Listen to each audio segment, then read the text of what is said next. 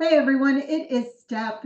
Last week we talked about how to set your environment up in such a way to create ease and to reduce friction. This week I want to talk about James Clear's idea around temptation bundling.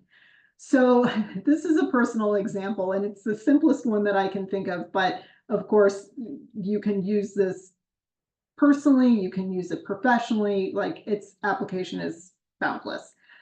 But this was the one that was hardest for me to develop, and that is getting up at 5:15 and go walking in the morning because my inner 14-year-old slash teenage self is epically disgusted by waking up that early in the morning, and she really hates it in the summer when she should be on vacation and nobody should be telling her what to do, and you're not the boss of me.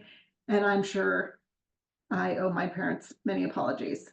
Nonetheless, I am able to get up and out of bed because the adult me knows that exercise is really important. It's good for my physical, mental, emotional health, and also because I'm on the computer all day long, it's like really my opportunity to get out and move my body before I get to my desk and really hunker for the day. So, what makes this possible instead of just laying in bed fighting with myself and being disgusted by the hour is I immediately tune into the fact that if I get out of bed, I get to listen to my favorite podcasts. I get to listen to whatever audiobook I've been listening to recently. And every single part of me loves good stories and always has. I was an English major. So if you tell me a good story, you have my complete attention and I am a happy camper. You add to that the coolness of the mornings, listening to the birds, seeing the sun come up over the mountains, and it's just this really peaceful time in the morning that has this kind of magical quality to it that just puts you in a really good mood and sets the tone for the day. But honest to God, sometimes it's the damn podcast. Like, I just can't wait to continue that story or the audiobook or what have you. I'm so excited to hear more of whatever that narrative is. I will get out of bed and slap on my sneakers and get out the door and do what I need to do.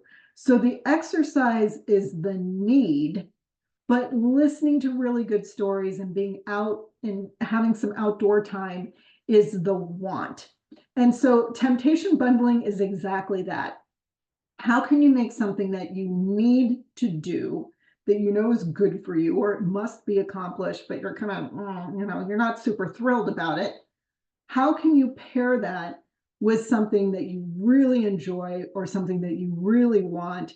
And the need kind of becomes the means to the end to get the treat. Okay. Another example is honestly, I bought a bottle of champagne and I am keeping it in my fridge. There's a particular goal that I'm working on, and I shared that goal with my husband. So there's no way that I can cheat and just open up the bottle of champagne without like reporting back how I'm doing with this and whether it got done.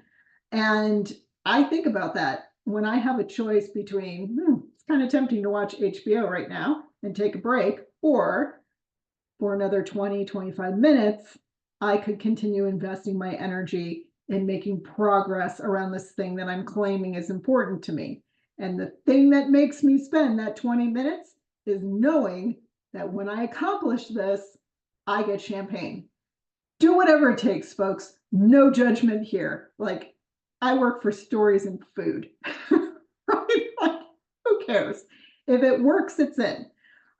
So think about how that you can apply that because we are already halfway through the third quarter of the year. So if there are things that you wanted to accomplish for yourself this year, but you kind of find yourself kicking the can and you're a little unfocused, but you know that that action is what it takes to get to where you need to be, what can you bundle with those actions? And you can make it as granular as you want. Small little actions, you get small little rewards, things that you want to do. Bigger accomplishments, bigger milestones, bigger rewards.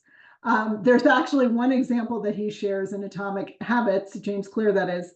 There was an engineering student who loved to binge Netflix, but he didn't want sitting on the couch all that time affecting his health. And so he figured out a way to hook up his stationary bike to his TV, and he had to pedal at a certain rate to keep Netflix going. And if he kind of stalled out at any point, then he couldn't watch Netflix anymore. So if he wanted to do what he wanted to do, which is to binge a show, then the need he had to fulfill was to exercise.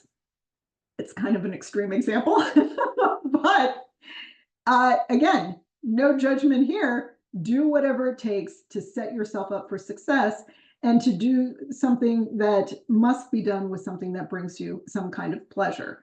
The pleasure part and the motivation part is dopamine. So this isn't just brute force that gets you across the finish line. Sometimes it's tapping into your own biochemistry, and humans are suckers for a dopamine hit. So pick something, hopefully, healthy and relatively constructive, or certainly not super harmful, to be your dopamine hit and be your reward, and see if coupling those things together gives you that extra level of motivation to get you across your particular finish line. So that's this week's idea. And I'll have another one for you in a couple of weeks. So hope you're enjoying your week, and I will see you soon. Take care, everybody. Bye.